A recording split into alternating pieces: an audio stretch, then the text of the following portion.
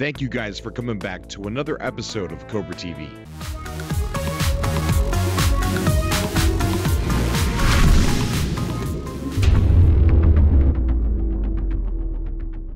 This episode is a live recording from the live broadcasts that I do on Wednesdays when I do the subcast over Twitch. If you haven't seen me do that or been by on Wednesdays, stop on by. I do them anywhere between 10 p.m. and 11 p.m. Eastern Standard Time.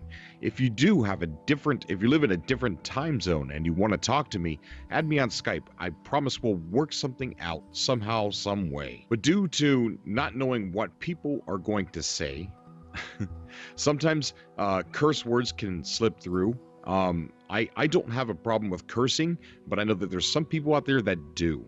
And in this episode, there were a few that were put out there, and I apologize for that in advance. My Twitch link is down below. Stop by and check me out some Wednesday. I love you guys. I got a lot more uploads coming, and until next time.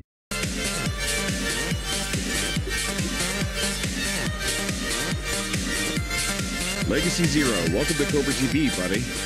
How y'all doing? Doing pretty good, man. Doing really good. Amazing. Finally, the Cobra and the Legacy meet. Yes. How's it going, everybody? No, we're doing good. Doing good. Anticipating E3 for sure. Oh, good heavens, man. That's always the week before when people just go freaking nuts. Yes. And it's like a full moon, and it's both very entertaining and very sad at the same time, very tragic. Right. Yeah, I agree. So when the news came out that Danny O'Dwyer did that podcast today, where he said, and I quote, "I have it on good authority that No Man's Sky will not be on stage," but then he throws out a little wink after and kind of talks out of the side of his hand and says, "Maybe something a little on the side," he says. And I'm thinking, the hell are you doing, Danny? You literally just less than 24 hours ago tweeted to me that you're going to have some kind of a reunion with Sean. So right. You're either trolling me or you were just like, we're pulling my leg, and that's just bad. When we go back to the podcast that he had with the kind of funny folks, and I like those folks. They're very, it's not very often that you get to join a podcast, Cobra TV. That's really awesome, it's got a lot of objective talking people to it, and I really like that. I think so. When it came down to that podcast, it really felt like it was a lot of speculation. So if Danny was talking that he has some kind of information that says that No Man's Sky is coming in 2015, when in fact even Sony's saying it's coming in 2015, what are you doing? Like, where are you getting that information from? When in a world where we have sites like Kotaku that like to just leak shit like it's a rusty submarine, then it's crazy to know that if he's holding any kind of information that he hasn't just let that stuff fly yet, or either that he's really that good of friends with Sean Murray that he's like, you know what, I'm not going to do that because you're my bro, Sean. I'm not going to do that to you, man. Honestly, I feel like he's known for a long time what Hello Games had planned for next E3. And I feel like at this point, he knows how excited everyone is, and he's just being a troll. He's excited himself. So, and on top of that, he can't share the information, so openly. So the fact that he even mentioned, said that Sean's going to be there at E3 today was just amazing in its own, you know what I mean? But then it's like a backhanded compliment for him to be like, say that and then be like, you know what, they might not be on the stage. But... I want to step in here real quick just to say, give a shout out to Nero Mudkip, who wanted me to give him a shout out in the chat room. Nero. What's up, Nero, buddy? But yeah, and here's kind of how I feel about it. And I've been an industry follower for, real deep, because at some point you got to transition out of the games and then start trying to get a good detailed perspective on how this industry works. And, when you participate day in, day out on sites like NeoGAF, where that's the only thing that seemingly happens in that place, is just discourse about how this industry works. You know what? Sony even came out and said, "Hey, we have a light offering for 2015. It's a little skimpy, and when the only thing that you have is Bloodborne, and I'm sorry, the Order 1886. You might agree with them. Bloodborne was excellent, though. I have to really say how great Bloodborne is. Yeah, I didn't play it, but I heard a lot of good things about that game. You got to be patient. You got to be a patient man to enjoy the Souls games. They got to have a card to play, and No Man's Sky is that card. So if they're still going to go with the No Man's Sky, or if they're going to say that No Man's Sky is 2015, then there is absolutely no way that game is not going to be on that stage this year. If they didn't, that's not a very. This is the biggest event of the year. And you don't want to hold that stuff too close to your chest. Right. Oh, yeah. Especially if you're coming with a light offering, like the Magic happen this year at E3. That's not a good thing, especially when you're Sony and you've arguably got the lead when it comes to the install base that you've put together above places like Nintendo and Xbox.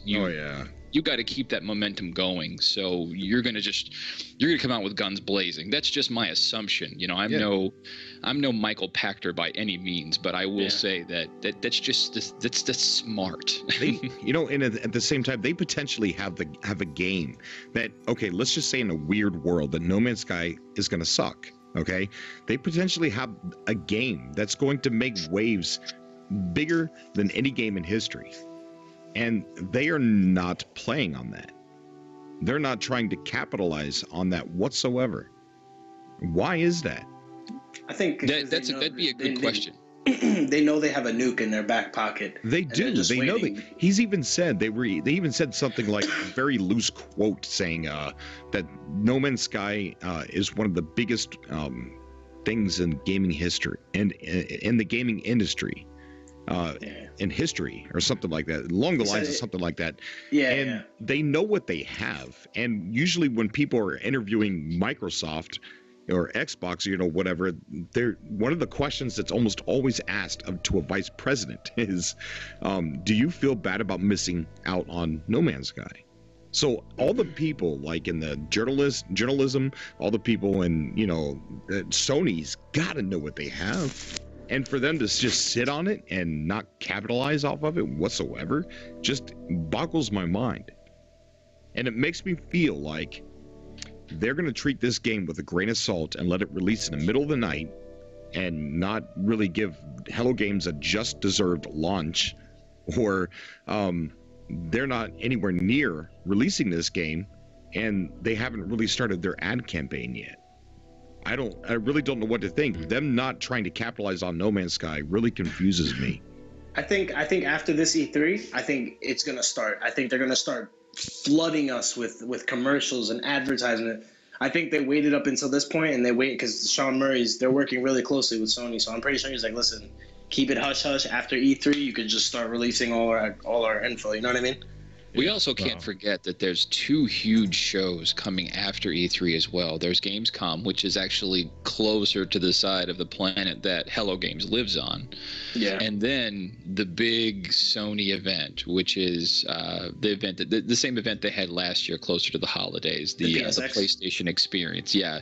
So there's always that too, and Hello Games made a huge splash at that show. So maybe that's kind of what they were aiming for to begin with. One of those holiday, hey, we're going to feature you again. I really hope we don't have to wait until PSX again, because that's just, I don't think. Honestly, I think the game. No. I think the game will be released before PSX and possibly before Gamescom. I think E3 is going to be their big hoorah to let everyone know what's up and a release date. And I think when the next time we see them, hopefully, this is just all opinion. Don't take this literally, but. I think the next time we see them again, I think we'll be actually seeing gameplay footage, Oh, yeah, sure. Cobra, I think you nailed it. When you talk about the effect that this game could have on the industry, the way I look at it is we have a chance. We're looking at, when you think about AAA games right now, you're talking about huge budgets. games that take hundreds of people to make. I think the biggest one, when I looked back at Resident Evil 6, terrible game, by the way. That's just my opinion. Terrible. Yeah, I agree. It took like 700 people to make that game. Or was it that, or was it one of the Assassin's Creeds? But it took hundreds of people, and the game ended up being just really, this took that many people to make and that huge of a budget. What are you accomplishing then with that when you have just over 10 people making something that will be genre defining? Hopefully, that's kind of what it looks like to me so far. And it will be, and God, people hate it when I make this reference, and I know you will too, Cobra, but it could potentially end up making a Minecraft like splash because of the impact that it has on a genre defining level. Well, I've said that before. Yeah. Okay. You look at Minecraft, the game's pretty much fizzled out, but you look around and it's still strong. It's still strong on YouTube. But the buzz is gone, but it's still strong on YouTube. And you go into the store and there's novels, there's books, there's instruction manuals written by authors like people like you and me. And I really think that with No Man's Sky, when you have a universe that's full of things that are going to constantly be discovered for as long as people do play the game, and I mean that, for as long as people do play it, there will be new things, new weird things that Hello Games didn't even plan on being in the game, that people are going to discover. And you're going to have books, you're going to have novels, you're going to have fan fiction, you're going to have these field manuals, you're going to have everything. You're going to have these websites like one we're trying to do where we're going to map out the universe.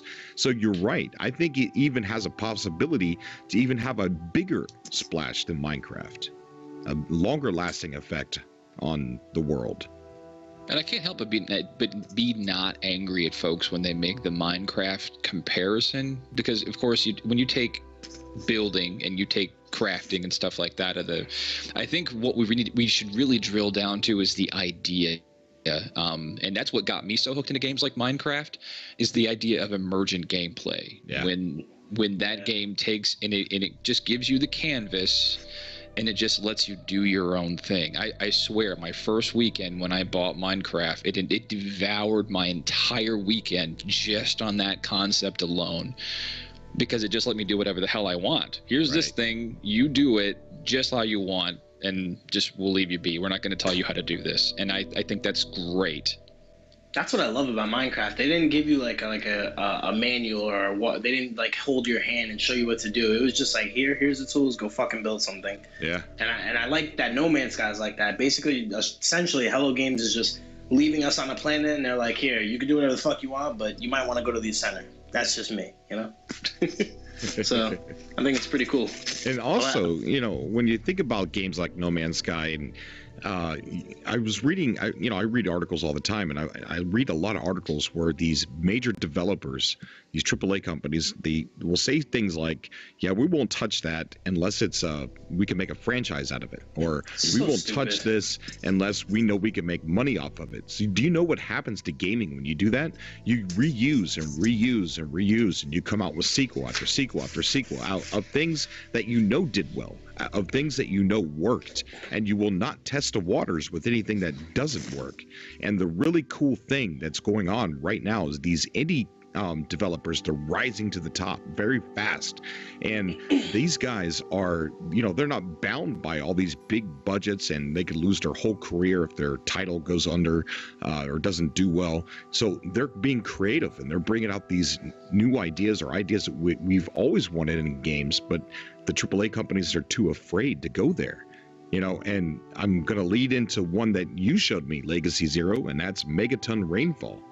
The fact that we have now, we're going to have a game that's a first person, open world, open universe superhero game where you play the role of a character that looks a lot like Dr. Manhattan from The Watchmen.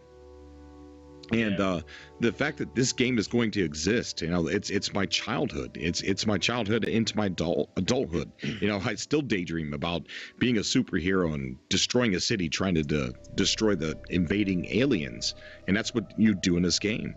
And I just really think that's cool that these indie companies are coming up, they're rising up, and they're finally getting their spotlight. And it's breaking the mold of this rerun, reuse because it worked last time. Kind of, you know, I only found out about that game probably about 10 minutes before I tweeted you. I was browsing on NeoGAF, and that place is huge for animated GIFs. And somebody had posted a GIF of just flying through cities, and everybody was just like, "What the fuck is that?" They were, and like it had been unveiled earlier in the day, and it just kind of slipped under the radar. And that was exactly how I thought. It's like, what the hell am I looking at? That is the best thing I've ever seen ever. I know, Is right? this a PC exclusive or no? I don't think they've said. Well, they said PC so far, but it's such a new project. You know, no one's really paying attention to it. Like consoles really aren't looking at it right now. But you know, just wait for it.